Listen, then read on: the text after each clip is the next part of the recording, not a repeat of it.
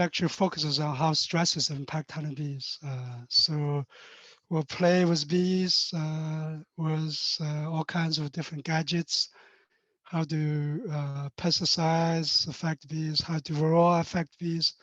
How do nosema affect bees? So previous years we have studied how varroa affect bees by putting bees onto a flat mill. So in 2019, summer of 2019, we studied how nosema affect the queen flight in bees. So this is actually a queen. That looks like a worker. Here the picture. I think it's a worker. So how do nosema savanna, which is a fungal pathogen, affect the queen flight? So we raise queens using the Doolittle method, and then we wait until the queen emerge. We inoculate the queen bees with nosema spores, and then put the queen bee back into the colony and mating nook for 10 days. On day 8 or day 10, I think day 10, all those queen bees actually were matured inside a cage for 10 days, and we recover the queen and tag them and put on a flight mill. So this is I have 6 of those toys. So it's actually magnetically levitated. So we have 2 magnets here that they repel each other. So this one actually rotates with no friction. And then you have a small magnet here, a sensor here. So when the magnet passes over the chip, this red light will light up, will count the computer will record the time it passes. So we'll put some super glue onto a bee and a metal disc. This is actually a piece of can. Those metals you have on the can, you can punch it and then put it on the bee. And I use a magnet to suck the disc.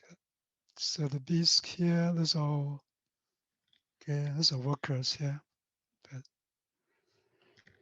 so you can use this magnet here to attach to the bee, and then you could actually, the bee would fly, a worker or a queen. This is actually a queen.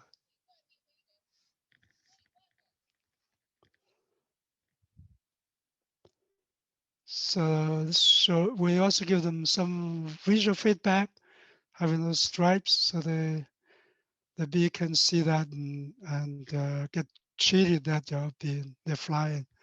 If there's no visual feedback, bees sometimes will stop, say, "Wait, I'm not flying around." No feedback, so they might stop.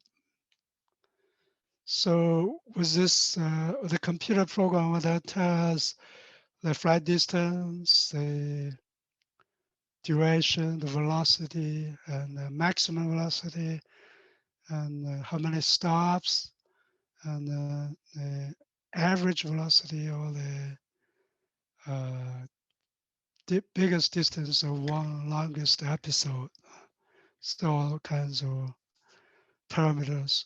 So in the study, we had control queens and nosema infected queens, and some parameters like mean speed and about 9 meters per second, number of stops, and stop times are not affected by nosema. But all the parameters are affected. For example, flight distances. Nosema infected queens have a smaller distance, significantly lower. Flying time, significantly lower. Maximum speed, it's again, nosema is inactive. U2 max, which is flight duration of the longest episode. How many seconds? Again, slower. That tells you how much strength that durability.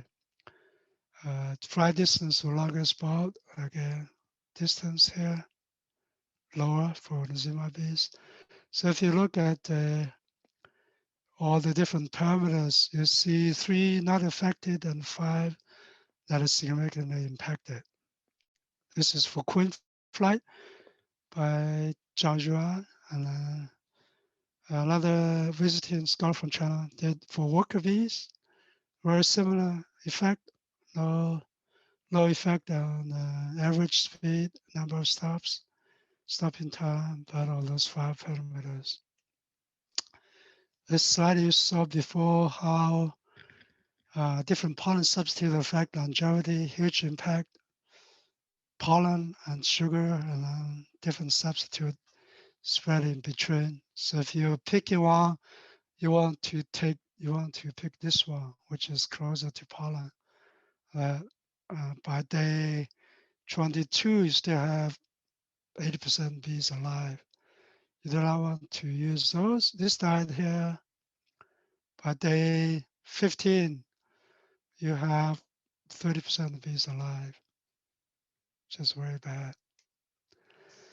We also studied how temperature could work together with pesticides affecting bees. So again, survival curves, you see control bees here at 35 degrees, and then bees fed 2.55 ppm imidacloprid, the green one, and the blue one here, thermothoxin, another neonicotinoid pesticide. So those 3 curves here you see very close, no difference at 35 degrees in the incubator. So after 5 days, less than 20% bees are dead.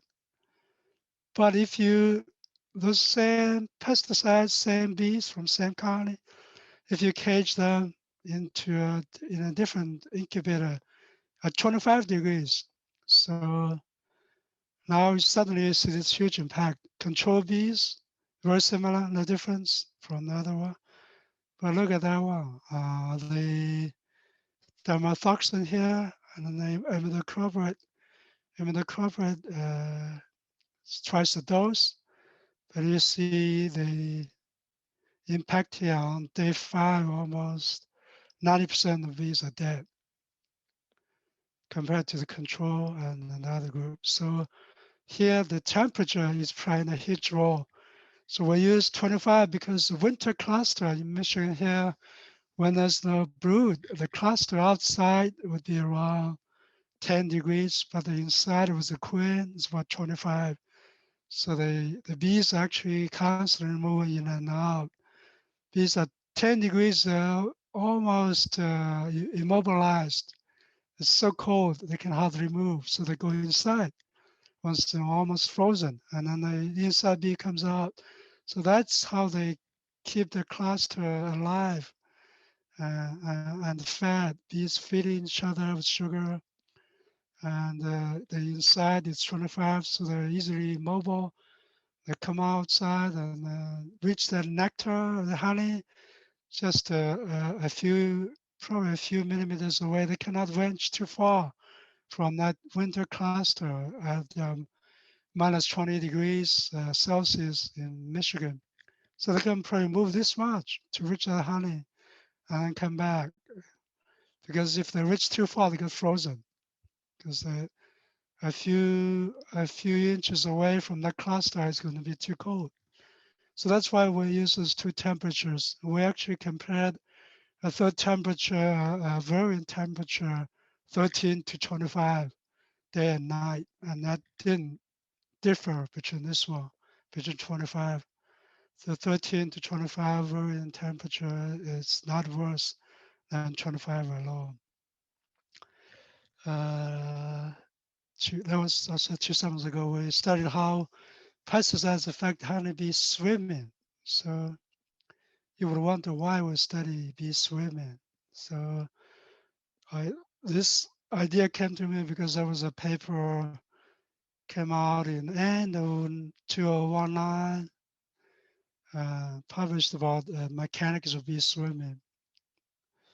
The bees actually drop them to water. Bees will actually swim. I'll show you the video.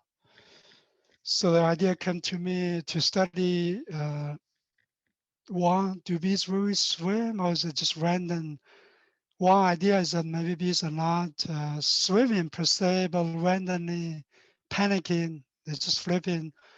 Like if you put somebody who doesn't know how to swim into water, they will just panicking and still some manage to afloat and manage to stay floating on the water and reach the shore. So that's not technically not swimming. Another idea is that bees have evolved the swimming ability because solitary bees, when they drop into water, it's adaptive to them to swim toward a dark area to reach the twig or soil, dirt, and then reach the bank. So I tested to see whether there's there's an evolutionary origin for the bees to swim to a certain area. So the test is to give bees a dark area and see if bees will randomly land into no direction at all, or preferentially go toward a dark area. So basically throw bees into a bowl of water and record where bees land. So I'll show you a video here. It's torturing bees. So this bee is a good swimmer. You can see she's very vigorous. And then once she lands there, once she touches the grass here, we take a picture. So we know the bee is in the black area.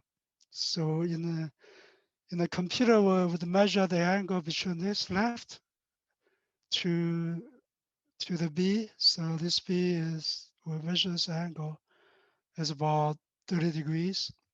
So we know this black area, how many degrees. So that way we can tell if the bee is landed correctly. Uh, Another bee that's failed.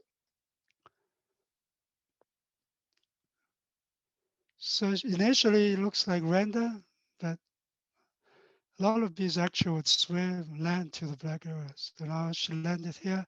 So this bee is actually, we measure the angle will be between this degree, we actually measure the large degree to standardize between this angle to the bee. So then we know this bee is outside. So then you can plot your data this way. So the black area is presented this black by this black triangle. So you can see each dot is a bee here. So this bee actually was at probably that bee we saw in the video. She landed here. And each dot is a bee. So you can see some bees landed incorrectly, but a lot of bees landed toward the black area, more than random. So the mean is 62.8 degrees. It's statistically significant from random distribution. So this is a normal bees. We also compared bees that are fed with imidacloprid. So this one you can see bees are more random. You do not see this high clustering of bees in the black area. Actually, there's a slight clustering here, but it's not significant. The average is actually 180, 179.5. So if you average all those dots together, it's the same as random. So the p-value is not significant. So this past summer, COVID-19 is here, so we cannot do a lot of studies. So I had one visitor looking for projects. I said, okay, I'm going to be doing all the beekeeping myself in order to reduce virus transmission. I said, well, I could take all those videos and send it to you to your computer, and you could measure those videos frame by frame of what bees are doing. So this is very bizarre behavior. Properly named washboarding behavior. You see bees doing this behavior. as if they're trying to scrape the paint off the wood.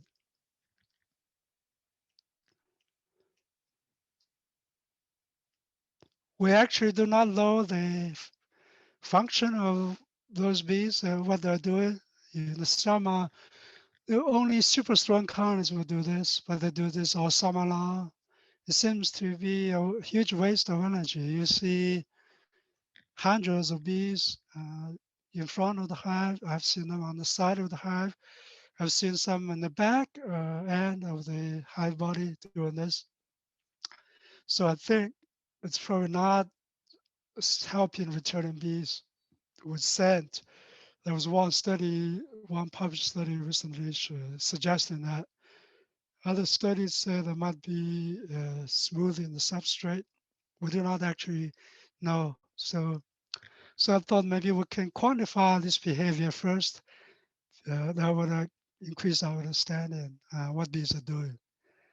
So we only have some preliminary measurement. We measured the how many times they're moving per minute and how far they're moving. So this is distance moved per millimeter. Here you see uh, different. This is the same colony, different season. So late spring about 5.25 average millimeters. Fall it's about the same. But look at summer. Suddenly shorter distances, probably suggesting a faster movement in summer. Uh, I guess the last slide is our sequence. So what I want to measure is how much they move, what are the frequencies, and what are the factors affecting the movement or frequency, time of the day, color difference, seasonal differences. So this slide shows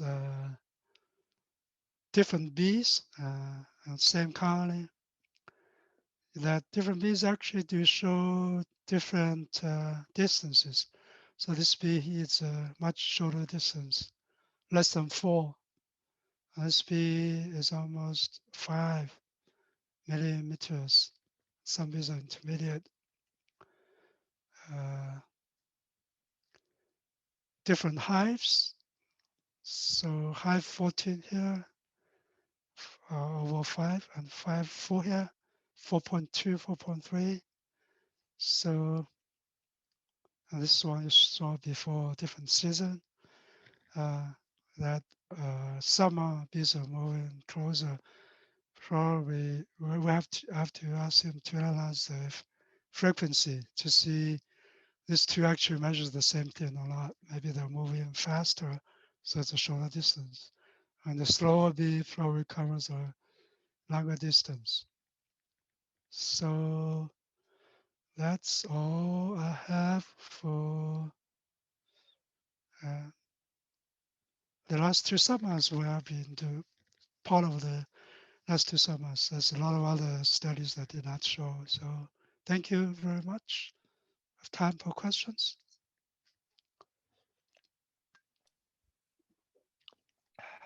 Zach, this is Jen. I actually don't see any questions in the Q&A right now. Okay. We'll give them a minute, see if no questions, or we have a lunch break.